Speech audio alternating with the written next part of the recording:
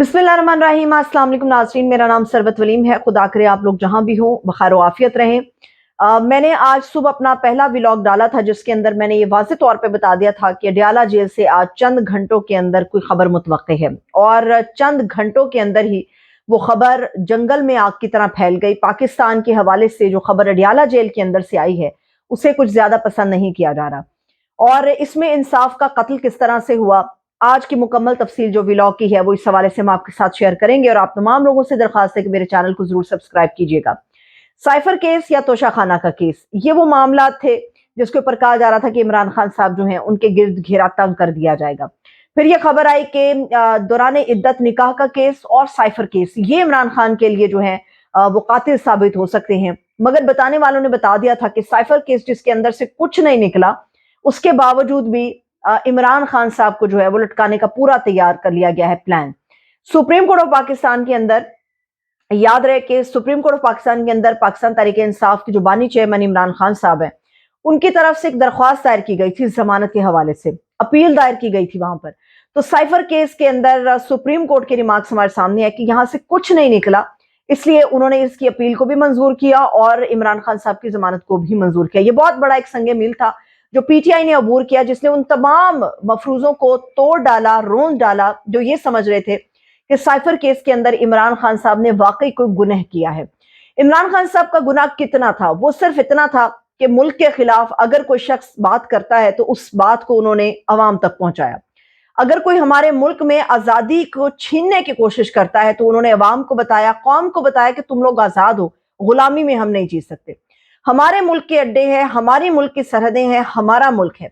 इस मुल्क के अंदर मर्जी भी हमारी चलेगी, पॉलिसी भी हमारी चलेगी और अपनी मर्जी के साथ हम आगे बढ़ते रहेंगे। मगर शायद कुछ जगहों पर यह चीज नापसंद की गई। साइफर का केस इमरान खान साहब पे जो बना, उसकी जो प्रोसीडिंग्स हैं वो हमारे सामने हैं। आज सबसे ज्यादा दिलचस्प जो सूरत हाल है वो अदालत के हवाले से पेश आई। अदालत के अंदर जो कुछ होता रहा, मीडिया जिस तरह से रिपोर्ट करवाते रहे उसको मीडिया उसी तरह से रिपोर्ट करता रहा। सहाफी भी बात करने से कुछ गुरेजा रहे, मगर चूंकि अब तफसील सामने आ चुकी है तो मेरा ख्याल है कि इसको दबाया नहीं जा सकता।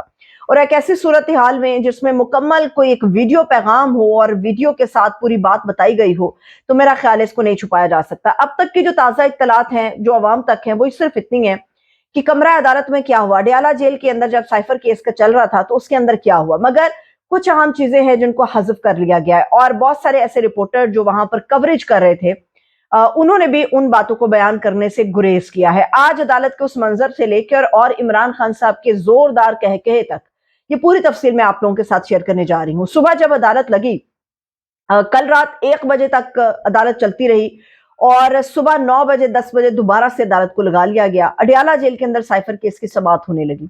इमरान खान साहब की जो फैमिली के लोग हैं वो भी वहां पर पहुंचे, कुरैशी साहब की जो फैमिली के लोग हैं वो भी वहां पर पहुंचे और वो वकला भी वहां पर मौजूद थे जो रियासत के ही है।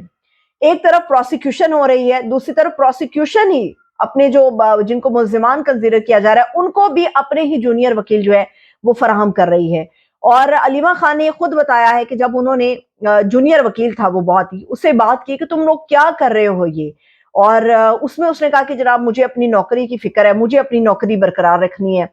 तो उसके ऊपर अलीमा खान जब बात करने लगी तो जज अबुल हसनात जो हैं उन्होंने शदीद बुरे तरीके से अलीमा खान साहिबा को जो है वो डांट दिया। और अलीमा खान साहिबा ये एहतजाज कर रही थी कि ये उनका राइट है, हम इमरान खान के अहले खाना है, हमारा ये राइट है कि हमें कानून के मुताबिक आगे बढ़ने दिया जाए। एनी हो, जब अदालत के अंदर सारा मामला चला तो उमूमी तौर पे जब 342 का बयान होता है तो इसमें दो और अहम मराहिल होते हैं जिनको अबूर करना जरूरी होता है। 342 के बयान के बाद जिरा होती है, आर्ग्यूमेंट्स होते हैं, उसके बाद फैसला जो है वो सुनाया जाता है। ये एक प्रोसीजरल है।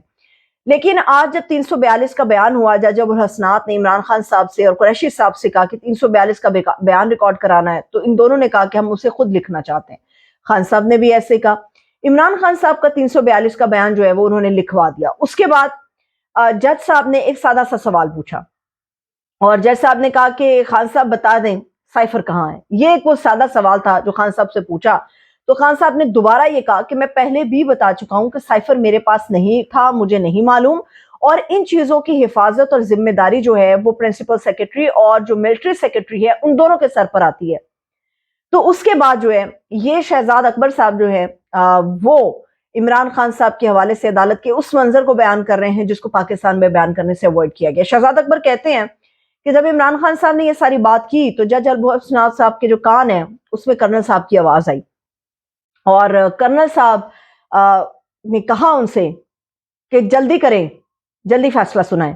اس کے اوپر جو ہے ابو الحسنات صاحب نے صرف اتنا ہی سنا، جب عمران خان صاحب نے کہا کہ یہ میری ذمہ داری نہیں ہے، تو اس پہ جج ابو الحسنات صاحب نے کہا کہ میں آپ کو اور شاہ محمود قریشی صاحب کو جو ہے وہ 10 سال قید بامشقت سناتا ہوں۔ یہ سنانا ہی تھا فیصلہ کہ فوری طور پہ جج صاحب اٹھے اور انہوں نے دوڑ لگا دی دروازے کی طرف، جس دروازے سے انہیں باہر نکلنا تھا۔ جج اپنے فیصلوں سے پہچانے جاتے ہیں، جج تاریخ میں یاد رکھے جاتے ہیں۔ یہ وہی ججز ہوتے ہیں جن کو قائم رہنا ہوتا ہے اپنے فیصلوں پر، اور وہ ثابت کرتے ہیں اپنی ثابت قدمی سے کہ ان کا فیصلہ درست ہے۔ مگر جس طرح سے ابو الحسنات صاحب جو ہیں یہ فیصلہ سنا کے انہوں نے دوڑ لگائی ہے کمرے کی طرف کہ میں جلدی سے یہاں سے نکل جاؤں، تو ان کو بھی پتا تھا کہ وہ کیا فیصلہ کر کے آئے ہیں۔ سوچا یہ جا رہا تھا کہ شاید عمران خان صاحب بہت پریشان ہوں گے، شاہ محمود قریشی بہت پریشان ہوں گے۔ قریشی صاحب نے احتجاج وہاں پر اس لیے کیا، مگر قریشی صاحب کے احتجاج کی وجہ یہ تھی کہ وہ یہ کہہ رہے تھے کہ جج صاحب آپ نے کس حیثیت میں، کس طرح سے میرے اوپر بھی 10 سال قید کی سزا سنا دی ہے، جبکہ میرا تو 342 کا بیان ابھی ریکارڈ بھی نہیں ہوا، آپ نے لکھوایا ہی نہیں ہے، اور وہ 342 کا بیان ہونے سے پہلے آپ عمران خان صاحب کے ساتھ مجھے بھی سزا سنا گئے۔ مگر عمران خان صاحب کو جب سزا سنائی گئی تو عمران خان صاحب نے ایک زوردار کہکہا لگایا۔ یہ وہ کہکہا تھا جو میڈیا کے اوپر رپورٹ ہوتا رہا کہ عمران خان صاحب اس فیصلے کو سن کر مسکراتے رہے، مگر عمران خان صاحب نے بادرے ناخواستہ نہ چاہتے ہوئے ایک زوردار کہکہا لگایا۔ اور اس سے پہلے جو پچھلی رات ہے وہ اپنے وکیل سلمان صفدر کو یہ بتا کر گئے تھے کہ یہ ایک فکسڈ میچ ہے، اور فکسڈ میچ نہ میں نے کبھی انجوائے کیا، نہ میں کھیلتا ہوں، نہ میں دیکھتا ہوں، تو اگر اجازت ہو تو میں جانا چاہتا ہوں، اپنے سیل میں واپس جانا چاہتا ہوں۔ تو اس پہ سلمان صفدر صاحب نے کہا کہ عمران خان صاحب نے کہا کہ مجھے بڑی تکلیف ہے، میں واپس جانا چاہتا ہوں۔ تو اس پہ سلمان صفدر نے کہا کہ سر آپ جا سکتے ہیں، ابھی آپ کا رکنے کا کوئی جواز نہیں ہے۔ اور آج صبح جو ہے یہ فیصلہ سنا دیا گیا۔ یہ کل سے ہی بیان کیا جا رہا تھا کہ جتنی تیزی میں سائفر کا ایک ساتھ چلایا گیا ہے، کل عمران خان صاحب کو سزا ہو جائے گی۔ اب جو پریشانی والی بات ہے، پریشانی والی بات یہ ہے کہ عمران خان صاحب مطمئن ہے، عمران خان صاحب کے اہل خانہ مطمئن ہے کہ کچھ نہیں ہونے والا، ابھی بھی عدالتوں کے اوپر ان کا اعتماد باقی ہے۔ پریشان کن بات یہ ہے کہ عمران خان کا ووٹر پریشان ہو گیا کہ خان صاحب جو ہیں وہ 10 سال کے لیے اندر کر دیے گئے، اب کیا ہوگا۔ تو اس کے اوپر جو ایک لیگل اوپینین ہے، جو ایک لیگل معاملہ ہے، وہ میں آپ لوگوں کے سامنے رکھ دیتی ہوں، جس پہ پریشان ہونے کی قطعی طور پہ کوئی ضرورت نہیں ہے۔ عمران خان صاحب کے سائفر کے ٹرائل کو جس طرح سے چلایا گیا، یہ آپ بھی جانتے ہیں، سب جانتے ہیں، پورا ملک جانتا ہے، یہ قوم جانتی ہے کہ 2 مرتبہ اس ٹرائل کو جو ہے وہ ختم کیا گیا اور نئے سرے سے اس کا ٹرائل شروع کیا گیا، کیونکہ جب سے عمران خان کا سائفر کیس کا یہ ٹرائل چل رہا ہے، سب کو پتا ہے کہ یہ میرٹ کی دھجیاں اڑا کر کیا جا رہا ہے۔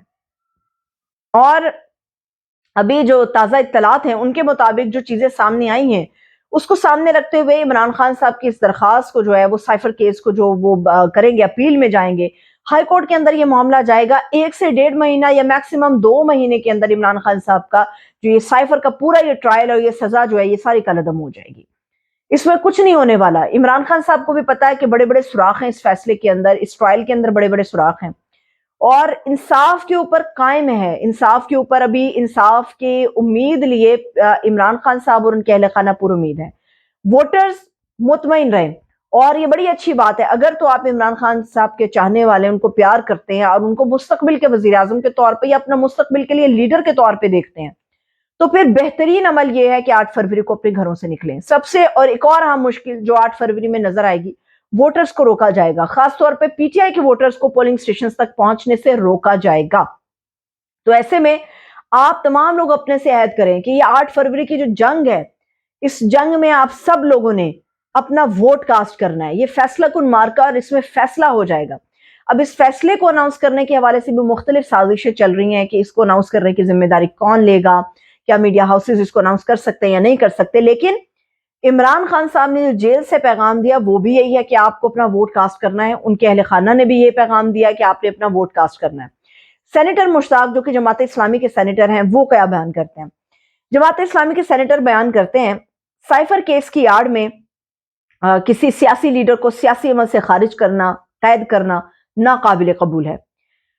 یہ فیئر ٹرائل نہیں تھا، اس سے پاکستان کو کوئی سیاسی استحکام نہیں ملے گا۔ کیا پاکستان میں سیاسی قائدین کو ہی سزائیں ملیں گی؟ سینیٹر مشتاق آگے لکھتے ہیں کہ کیا جو سابق ججز جرنیلز ہیں وہ قانون اور دستور سے بالا ہیں، جنہوں نے دستور کو پامال کیا، جنہوں نے مارشل لا لگائے، جنہوں نے اشروں تک اس ملک کی قسمت سے کھیلا اور اس کو ناقابل تلافی نقصان پہنچایا، کیا ان ڈکٹیٹرز کو، سابق ڈکٹیٹرز کو اور ان جرنیلوں کو سزا ہونی چاہیے؟ اور آخر میں انہوں نے پرویز مشرف کے حوالے سے ایک مثال دی کہ پرویز مشرف کو عدالت نے سزا دی مگر انہیں پورے پروٹوکول کے ساتھ اس ملک سے باہر جانے دیا۔ تو یہ پاکستان کا سسٹم ہے جو اس وقت پریویل کر رہا ہے، مگر امید ابھی بھی باقی ہے اور امید کا دامن ہاتھ سے چھوٹنا نہیں چاہیے۔ اس امید کے اوپر ہی زندگی کا پہیہ چلتا ہے، زندگی کا دار و مدار ہے، اور قسمت بھی اس امید کے پہیے کے گرد گھومتی ہے۔ ہائی کورٹ کے اندر جائیں گے، بڑے واضح امکانات ہے 2 مہینے میں عمران خان صاحب کا یہ ٹرائل اور یہ سزا کالعدم ہو جائے گی۔ اس میں کچھ نہیں ہونے والا۔ عمران خان صاحب اور ان کے ووٹرز کو ڈرانے کے لیے ابھی فی الحال یہ قدم اٹھایا گیا، مگر جس طرح سے غیر آئینی اور غیر قانونی طریقے سے کراس ایگزامینیشن سمیت ان کا حق دفاع خارج کیا گیا، ان کو روکا گیا، تو یہ بڑے بڑے سراغ جو ہیں یہ ویسی اپیل کے اندر ثابت ہو جائیں گے اور اس میں کچھ نہیں ہونے والا۔ تو امید کا دامن برقرار رکھیے، پریشان ہونے کی کوئی ضرورت نہیں ہے۔ اس کے ساتھ ہی مجھے اجازت دیجیے، اپنا بہت سا خیال رکھیے۔ خدا حافظ۔